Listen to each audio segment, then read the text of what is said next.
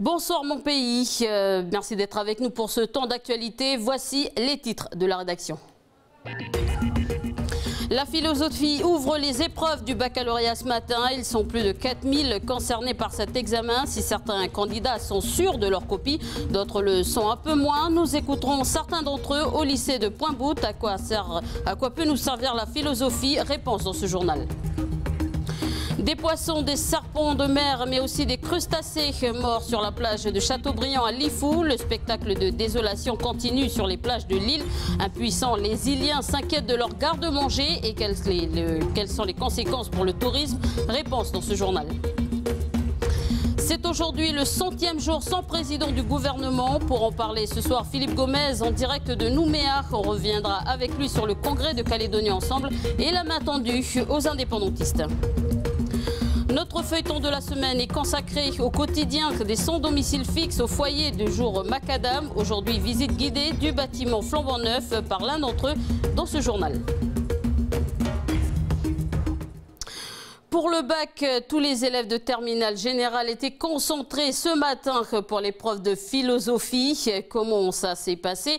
Est-ce que les élèves qu'est-ce qu'ils ont mis dans leur copie au lycée agricole de Pointe-Boute? Nous avons interrogé les terminales économiques et sociales sur le sujet de leur examen. L'art est-il utile à la société? On les écoute. J'ai dit qu'il y avait l'art engagé qui était nécessaire dans la société pour faire évoluer les mentalités. Et après, j'ai dit que l'art avait aussi d'autres fonctions, comme représenter le beau.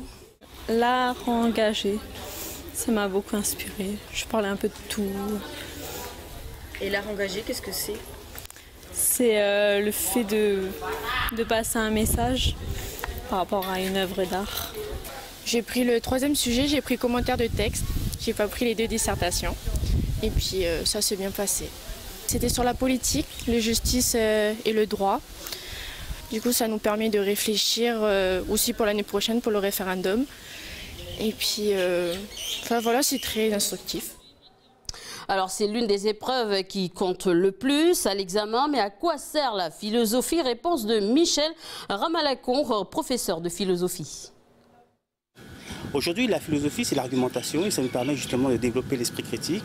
Ça nous permet justement de construire une réponse autour d'une question. Et justement, avec ces outils de la communication, on peut justement prendre position sur notre société. Tout élève qui est confronté à l'épreuve de philosophie, eh bien, il est confronté à sa propre conscience. Quelle est sa place, lui, dans la société et comment il s'inscrit dans la société. Politique, ce week-end a eu lieu le congrès de Calédonie Ensemble. Le pays doit sortir la tête haute de l'accord de Nouméa. C'est le nouveau slogan du parti. Mais pour l'instant, c'est un pays sans tête, 100 jours sans président du gouvernement. Bonsoir Philippe Gomez. Bonsoir. Alors vous êtes député de la 2e circonscription, mais aussi président de Calédonie Ensemble. Est-ce que vous allez espérer encore que la situation se débloque avant samedi avec l'arrivée du Premier ministre? Je crois que nous y avons tous intérêt. Enfin, c'est une pantalonnade lamentable, 100 jours sans gouvernement, alors qu'aujourd'hui nous allons accueillir le Premier ministre et que peut-être que nous allons l'accueillir sans que le gouvernement soit en fonction. C'est-à-dire au moment où la Nouvelle-Calédonie doit décider de devenir indépendante ou pas, ce qui est une émancipation totale, nous sommes incapables de trouver le point d'équilibre nécessaire pour élire le président. Or, alors justement, vous parlez des indépendantistes. Est-ce que c'est aux républicains calédoniens ou aux indépendantistes de débloquer la situation? Écoutez, les républicains calédoniens, ils auraient pu débloquer la situation depuis 3 mois. Ils ont décidé avec un membre du gouvernement sur 11, avec le plus petit groupe du Congrès, un groupuscule de 6 élus sur 54, de ne voter pour le président qui est proposé par la plateforme, qui elle compte 5 membres au sein du gouvernement, qu'à leurs conditions en matière de politique économique et fiscale. C'est en réalité un comportement de nature factieuse auquel nous avons eu droit.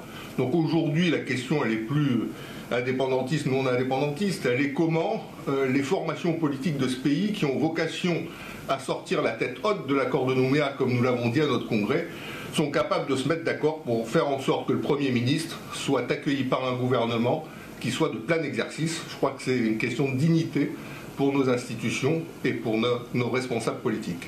Alors, je disais, vous étiez samedi en congrès à Lansvata. Vous voulez calédoniser, c'est le terme que vous avez choisi, hein, de calédoniser les administrations régaliennes ou encore élargir la participation des assesseurs coutumiers à la juridiction pénale.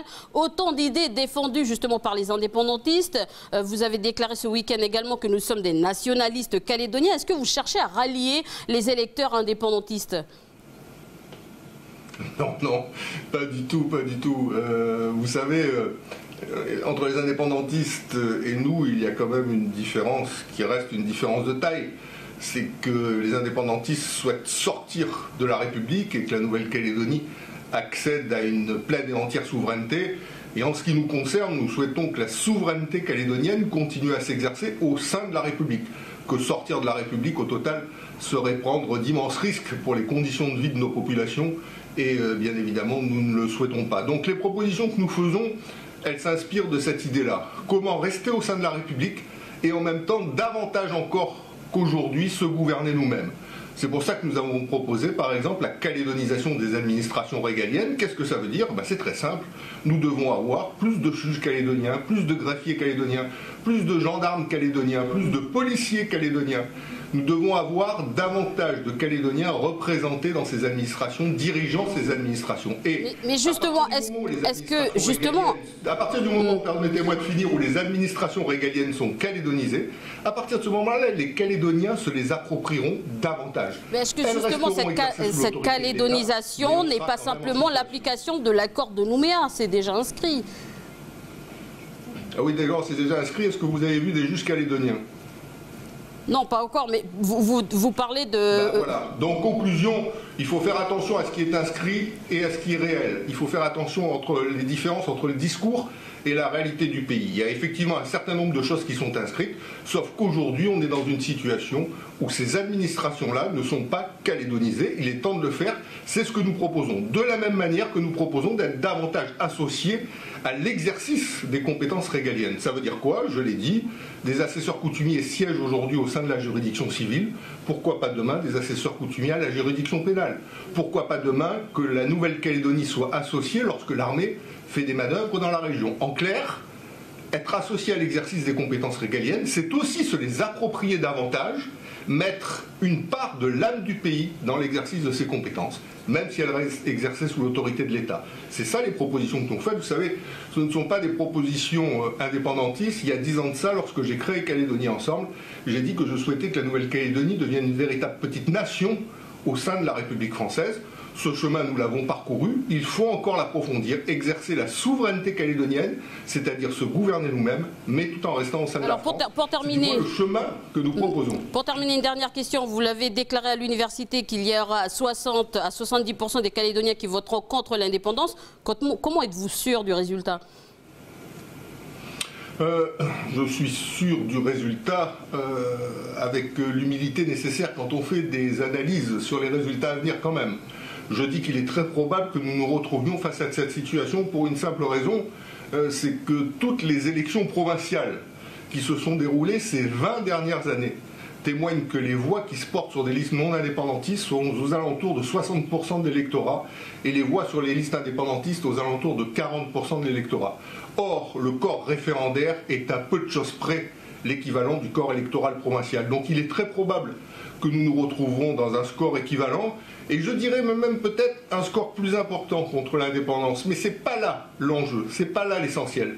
L'essentiel, c'est comment on va vers ce scrutin qui divise les Calédoniens dans un espace qui soit susceptible de les rassembler. Nous, on considère à Calédonie Ensemble que pendant 30 ans, on a construit un pays, on a des acquis, on a un patrimoine commun, des valeurs, des institutions, un droit à l'autodétermination, une histoire commune sur la mine, sur le nickel, une mémoire commune qu'on a commencé à tisser.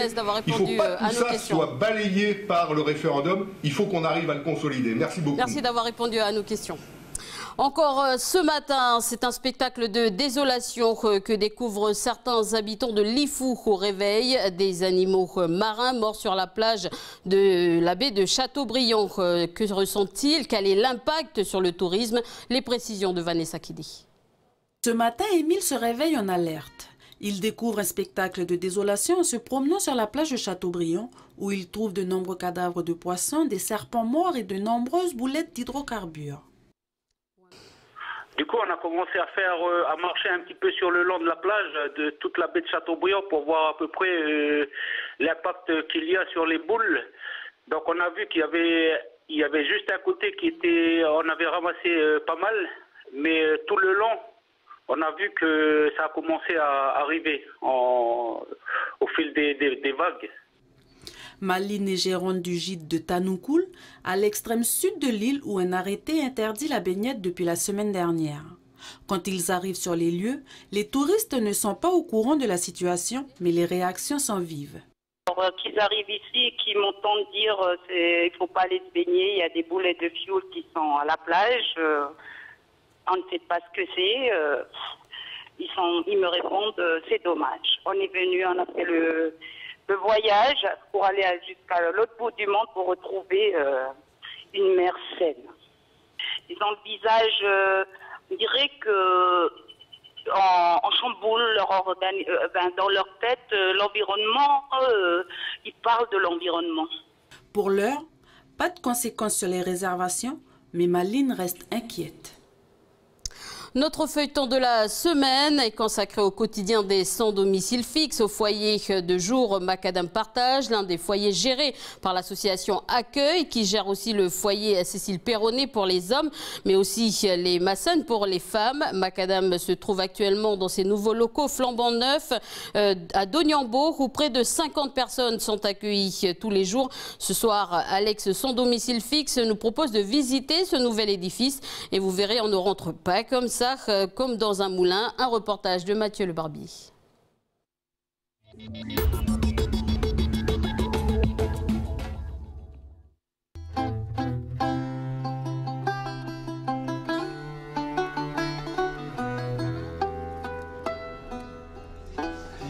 Bonjour Dani. Bonjour. Ça va? Oui, ça va. Là c'est Dani, la chargée d'accueil. Bonjour. Bonjour Karine, ça va? Bonjour Joseph, ça va? Oui, ça va? Voilà pour toi. Voilà, là on va souffler.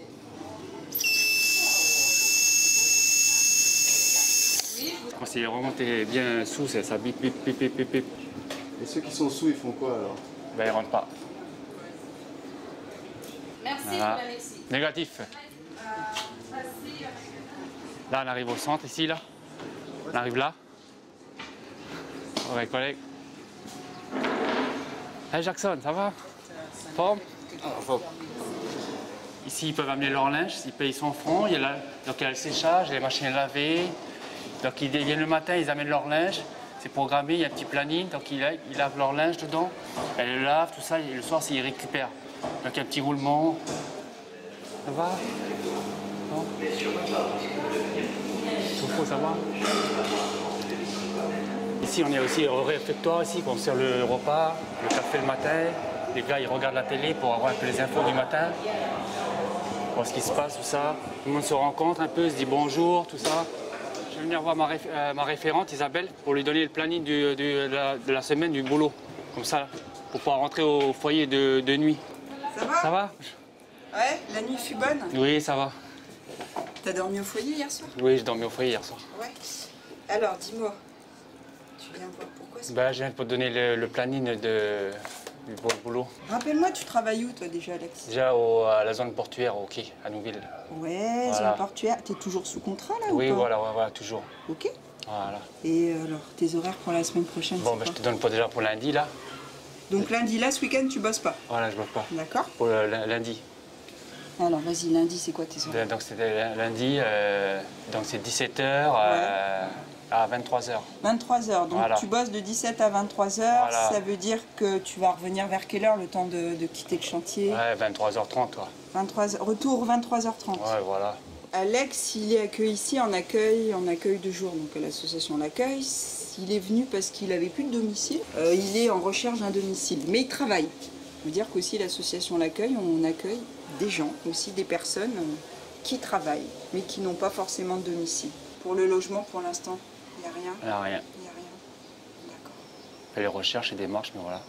Pour l'instant, tu es en attente d'un logement. Voilà, c'est ça. Avec ta copine, c'est ça? Voilà, c'est ça. On a quelques personnes en insertion professionnelle, mais avec des contrats plutôt précaires dans un premier temps, d'où la difficulté de trouver un logement. Parce qu'on sait très bien que si on n'a pas un CDI, on ne trouve pas forcément un logement. T'hésites pas, voilà. Hein, tu passes, quand tu as besoin de moi dans la journée, tu passes. Voilà, d'accord. D'accord. Ok, très bien. Allez, bonne journée à toi, Alex, à bientôt. Merci, toi aussi, bonne journée.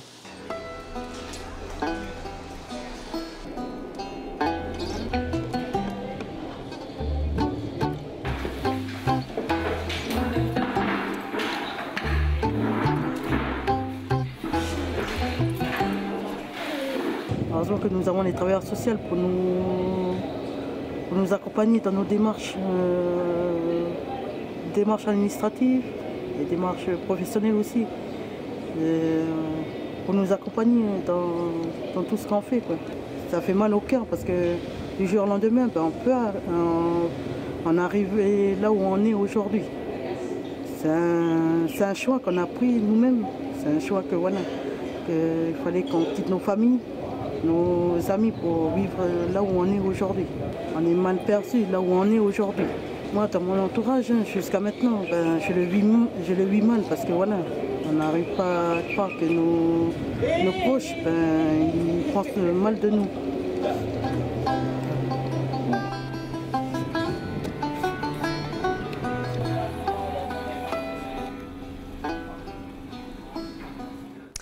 Et à Tahiti, Père Christophe, ce grand personnage aux longs cheveux, une figure emblématique de l'île, surtout pour les démunis, pour qui il fait beaucoup. Depuis 2 ans, 2 fois par semaine, avec une poignée de bénévoles, il livre des repas aux sans-abri en ville et autour de Papeete.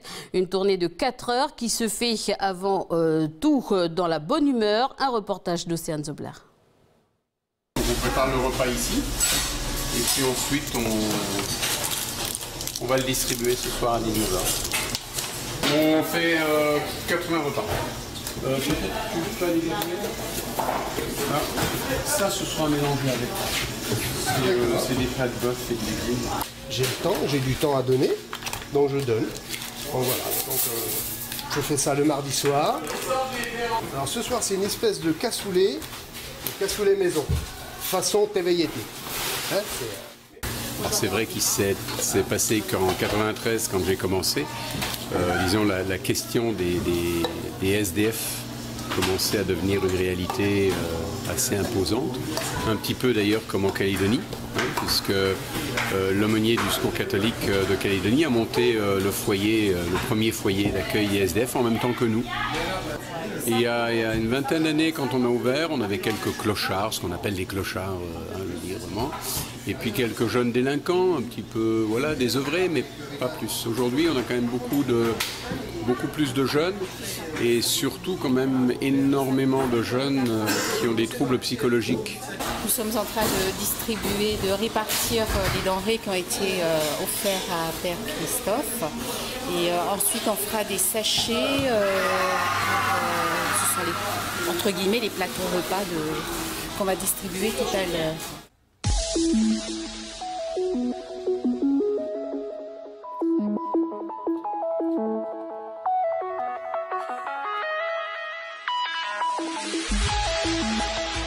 Les clés sont là. Ben voilà. Il cherchait les clés? Oui. Oui, c'est mieux hein, pour conduire. Il faut demander. On avait dit que c'était... Donc on va jusqu'à la Faréouté, ensuite on va remonter sur la ville et pour aller côte est jusqu'à Roué. Et ensuite on redescend et on va à la côte ouest jusqu'à l'aéroport de Phare. Ça doit faire quoi, 6-7 km? Et Marie, papa. Et donc là, qu'est-ce que tu notes? On a répertorié tous leurs noms, prénoms, ce qui permet de voir un petit peu s'ils sont couverts à la CPS. S'ils ne sont pas couverts d'un point de vue sécurité sociale, on fait leur couverture sociale. Hein, on fait les démarches. Ah, vous faites les démarches en plus? Ouais, bon, c'est le but. En fait, tu sais, le repas, bien sûr, n'est pas négligeable, mais c'est surtout faire du lien. Hein.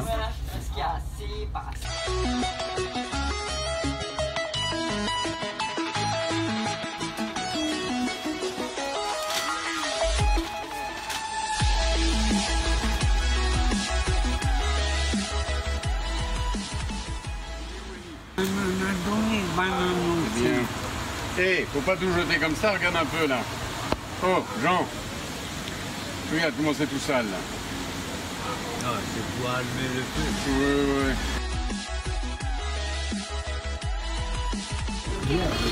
Ça va? Comment on le fait? Ah, il met un sucre avec le café. Un sucre. Non, que un. Voilà. Il y en a deux nouveaux. Le reste sont tous des habitués. Et ils sont souvent contents et vous remercient quand même? Oui. C'est pas ça qu'on attend? Ils sont là.